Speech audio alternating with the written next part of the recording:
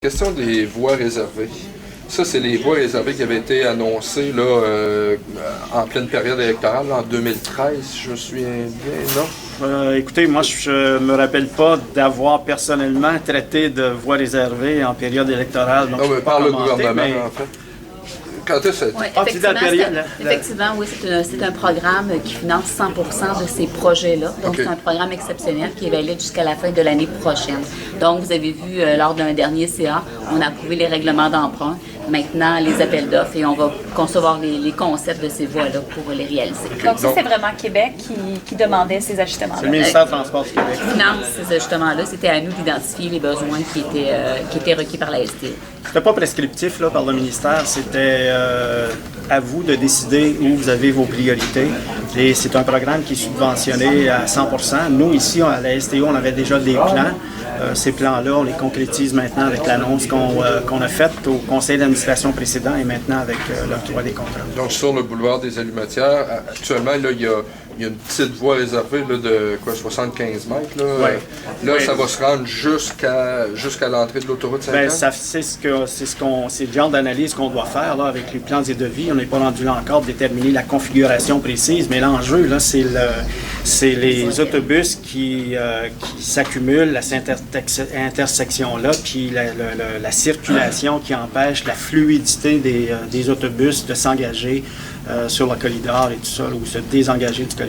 Donc, ça vise à régler cette problématique. Est-ce qu'on prévoit prendre une voie de circulation automobile ou c'est un élargissement du boulevard? Bien, encore une fois, là, c'est difficile de préciser encore la configuration précise. Le contrat qu'on donne vise effectivement à nous amener ces recommandations-là puis développer les plans et devis. Avez-vous déjà une hypothèse? Parce que Il y a des hypothèses et des plans de concept, mais ils vont être à confirmer lors des mandats qu'on est en train d'octroyer. Est-ce qu'il y a l'élargissement dans vos hypothèses? Oui, il y a une partie d'élargissement, effectivement. OK. Il y a un enjeu de la piste cyclable aussi là, qu'on va devoir traiter dans le même processus. Donc, une fois qu'on est sur le terrain, on va examiner l'ensemble des enjeux qu'on a réglés. Pourquoi pas en avoir profité pour en faire une plus longue voie réservée plutôt que juste ce bout-là? C'est parce qu'il y a un problème particulier à cet endroit-là? Bien, à ce moment-là, il y avait des enjeux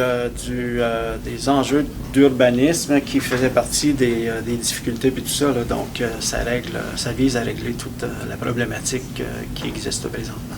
Il faut noter que c'est pour des petits projets. Les mesures en place sont pour des petits projets. Ce qu'on visait surtout, c'est l'accès au corridor du Rapibus dans un premier temps. Ça ne veut pas dire qu'éventuellement, dans d'autres projets, on n'adressera pas autre chose. Mais pour l'instant, la problématique, c'est l'accès au corridor du Rapibus. On voit qu'il y a du nouveau aussi, notamment Hydro-Québec, là, pour ce qui est du deuxième garage. Là, comment cheminent les travaux là, pour l'instant par rapport à ça? Justement, on a eu une présentation tantôt. On est à l'intérieur du calendrier d'exécution. Tout va rondement. Évidemment, le projet débute. Le chantier est en cours et on est à l'intérieur des échéanciers prévus. Là. On a des analyses de risques qui vont nous être présentées de façon régulière à tous les conseils d'administration. Donc, le conseil d'administration va être investi dans le projet pour s'assurer qu'on garde une supervision générale du projet, mais à date, tout va bien. Donc, d'ici 2016, tout est beau avec aussi pas de dépassement de coûts. Effectivement. On est à l'intérieur des enveloppes budgétaires, à l'intérieur du calendrier d'exécution, et à date, il n'y a pas de surprise dans le projet.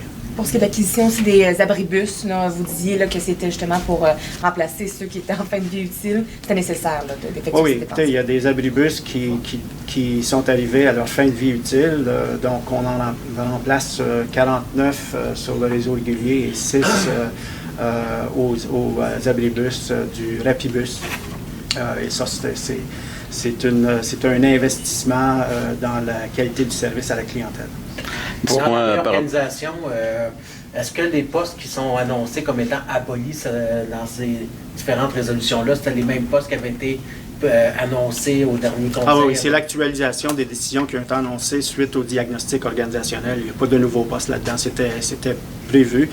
Ce qu'on n'avait pas annoncé dans la première vague, c'est les postes touchés par le deuxième niveau de réorganisation du travail. Donc aujourd'hui, ce qu'on a annoncé, là, c'est la deuxième vague. Dis-moi, des pneus loués, c'est un concept que je ne connaissais pas pour les autobus. C'est une pratique de longue date ici à la STO. Ça coûte moins cher à l'organisation de louer des pneus que des acheter. 1,5 million, puis Vous retournez les pneus après? Comment ça Exactement. fonctionne? Dans la façon que c'est géré dans le quotidien, je vais laisser ça. Non, juste par curiosité. Effectivement, le cas, c'est des pneus qui sont réchappés puis qui sont valides pour une certaine durée de vie. Et effectivement, ça coûte moins cher la location. C'est comme ça qu'on procède depuis plusieurs années. Et on n'a pas aussi d'entreposage à faire comme on aurait à le faire. C'était des pneus qu'on achetait puis pour lesquels. Donc, pour nous, c'est une économie. C'est sûr que c'est une chose qu'on analyse à chaque fois. Vous avez vu l'appel d'offres portait sur l'achat ou la location. Et dans ce cas-ci, c'était plus avantageux de continuer avec la location. Peut-être une petite précision sur le programme avec la UPass, les résidents du Québec. C'est pas nouveau, ça, parce que ça existait auparavant, mais là, c'était pas accessible, je pense, avec la STO. Donc, le programme a changé, c'est ça? Bien, en fait, ce qu'on a fait, c'est qu'on a formalisé une entente avec OC Transpo de façon à ce que les résidents du Québec aient maintenant accès officiellement et sur le réseau, via le réseau d'OC Transpo à la UPass. Ce qui n'était pas le cas avant. Ce qui n'était pas le cas auparavant. Donc, c'est une nouvelle entente. Et pour nous, ça nous amène des revenus supplémentaires auxquels on n'avait pas dans le passé. Ça règle aussi un enjeu de contrôle d'accès, ce qui n'existait pas dans le passé, là, ce qui pouvait créer des problématiques avec les chauffeurs. Donc, c'est une régularisation d'une situation qu'on fait via une entente formelle avec OC Transpo. Donc, tous les résidents du Québec qui sont à temps plein à l'Université d'Ottawa vont avoir accès à cette passe-là. Combien vous évaluez justement les revenus dont vous parlez? Je tiens à préciser que ce n'est pas seulement l'Université d'Ottawa, c'est la majorité des institutions scolaires en Ontario. Le nombre précis, je ne l'ai pas. Peut-être En fait, c'est le post-secondaire. Donc, il y a aussi l'Université Carleton, le Collège Algonquin. Et la cité collégiale est à venir. Ce n'est pas encore réglé, mais ça devrait venir l'année prochaine, la cité collégiale. Ça ne sera pas réglé pour septembre 2015? Non, ça va être plus en 2016, probablement. C'est en cours de négociation. C'est un beau bénéfice pour l'ensemble des étudiants qui étudient en Ontario, qui résident au Québec actuellement, d'avoir accès à la UPass. Vous voyez aussi qu'il y a de plus en plus de gens à l'UQO qui utilisent le transport encore. Vous élaborez là-dessus? Oui, bien, il y a 650 étudiants de plus, puis c'est une augmentation d'achalandage de 20 écoutez, pour nous, c'est super intéressant parce que ça représente des gens qui pourraient éventuellement, une fois l'université terminée, devenir des usagers qu'on peut fidéliser une fois sur le marché du travail. Donc, c'est très intéressant. Et moi, je fais le lien direct entre cette augmentation-là et la qualité de l'offre de service qu'on offre dans les environs du campus de l'Université du Québec via le Rapibus. Donc, vous l'attribuez au Rapibus, cette augmentation-là? Je vous dirais que la qualité du service offert via le Rapibus contribue largement à cette augmentation-là. Peut-être une autre question, on va égrener l'ordre du jour finalement, mais une question sur les montants supplémentaires à verser à, je pense, c'est Génivore, là, dans le cadre du projet Rapibus. Il y avait des terrains de stations qui ont dû être changés, donc on s'était trompé dans la planification sur la localisation de certaines stations. Non, en fait, c'est pas des erreurs, c'est des modifications de plans en cours de parcours. Quand on a fait les premiers plans, puis qu'on s'est assis avec la ville, par exemple, il y a des configurations de stations qui ont dû être remodelées. Et là, ça l'a interpellé les firmes professionnelles à devoir retravailler les plans et devis et tout ça. Là. Donc ça, c'est un exemple que je vous donne. Pourquoi a fallu les changer? Qu'est-ce qui ne fonctionnait pas? Un des exemples qu'on aurait, par exemple, c'est la station de la Cité. La station de la Cité, initialement, c'était prévu directement au sud du centre sportif. Ça a changé, bien entendu, suite à la construction du centre sportif et on a dû renégocier et reconfigurer un nouvel endroit pour l'emplacement de la station. C'est un exemple. La station Montcalm a eu des changements aussi qui sont survenus en cours de route pour des raisons de disponibilité de terrain, des choses qui ont changé en cours de route. Il a fallu se réajuster. Il y a d'autres éléments aussi, mais pour ce qui est des stations, c'est ça. Est-ce qu'il y a eu d'autres coûts supplémentaires associés à ça, autres que pour les services professionnels? Est-ce qu'on a commencé, par exemple, à aménager certains terrains pour une station, et oups, on a dû changer d'idée? Pas d'aménagement. Il n'y a pas eu d'aménagement. C'est vraiment au niveau de la conception qu'il y a eu des changements en cours de route. Là. On a parlé du réseau qui s'est modifié en cours de route aussi. On est arrivé avec un réseau local entourant les stations, ce qui a amené des modifications à la conception.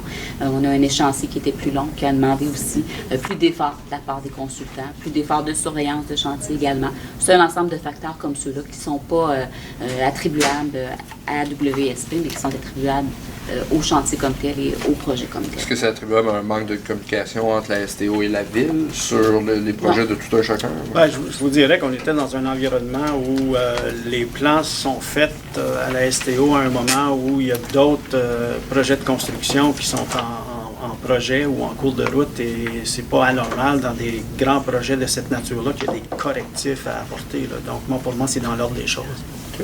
Vous avez parlé de l'effet du rabattement aussi là-dedans. Donc, au début, les autobus devaient eux-mêmes emprunter le corridor. Là, ça a été décidé d'emmener les gens là. Ça a eu un impact sur Pour faire un rabattement sur rue, et effectivement, ça a eu un impact. Si on pense entre autres au réseau local entourant la station de la Cité, c'était prévu que c'était à l'intersection là, que les changements se faisaient.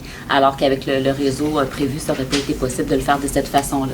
La même chose à la station Lorraine. Donc, c'est des choses qui ont été ajustées en cours de route, effectivement. Une dernière question, moi, par rapport à un reportage qu'on a fait au mois de mai au sujet des poussettes.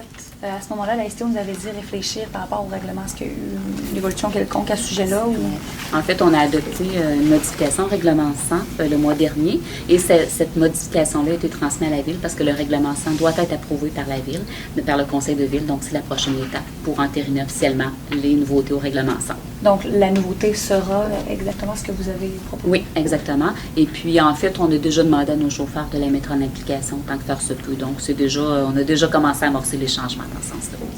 Juste pour, en bref, là, ce qui sera nouveau avec ce règlement-là, c'est qu'on va permettre finalement d'entrer à l'intérieur avec sa poussette, peu importe la grosseur. Non, la grosseur, en fait, on recommande, si vous allez sur notre site web, vous allez voir les recommandations en termes de grosseur. Évidemment, on doit travailler avec les configurations de nos autobus, mais en fait, ce qu'on permet, c'est de laisser la poussette ouverte en tout temps, dans la mesure où on est capable de permettre la libre circulation des passagers. Ce qui est intéressant dans ce projet-là, c'est que les parents qui ont interpellé la STO sur la problématique ont été convoqués par la STO à travailler avec nous, à élaborer le règlement. Donc, ça a été fait avec le input direct des gens, avec une expression de leur expérience quand ils sont à l'arrêt d'autobus, puis tout ça, puis ça a été pris en considération. Donc, il y a vraiment une consultation en temps réel des personnes interpellées par l'enjeu. Merci. Merci. Moi, je ne vous crois pas quand tu